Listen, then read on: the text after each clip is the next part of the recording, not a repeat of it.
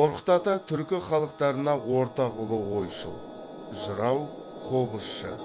Қорқыт ата өмірде ізі, артында әдеби музыка мұрасы қалған тарихи тұлға ретінде белгілі. Көптеген зерттеушілердің пайымдауынша Қорқыт ата Сырдария бойында өмір сүрген Оғыз Қыпшақ тайпалық бірлестігінде 10 ғасырдың басында дүниеге келген.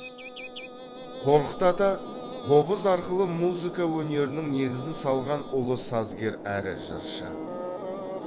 Аңыздарға сүйенсек, ол өзгеше бір музыкалық аспап жасау үшін ойланып толғанып жүреді. Бір күні қалғып кеткен оған періштелер аян береді. Ағаш аспапқа түйенің көнін қаптап, жылқының қылынан шек жаса дейді. Соны орындап, әлгі аспапты қолға алып тарта бастағанда керемет бір әуен шығады. Содан бері Қорқыттың қобызы деген сөз қалған. Қорқыт ата ескерткіші Қызылорда облысы, Қармақшы ауданы, Жосалы кентінен 18 шақырым жерде орналасқан.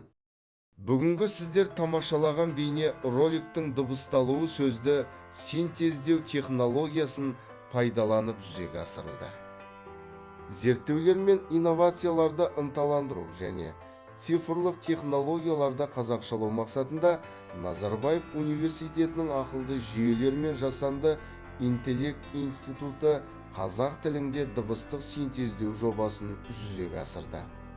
Сөзді синтездеу технологиясы бұл мәтінді дауысқа айналдырып шығару технологиясы. Ол жазылған мәтінді дыбыстық сигналға түрлендіруге негізделген.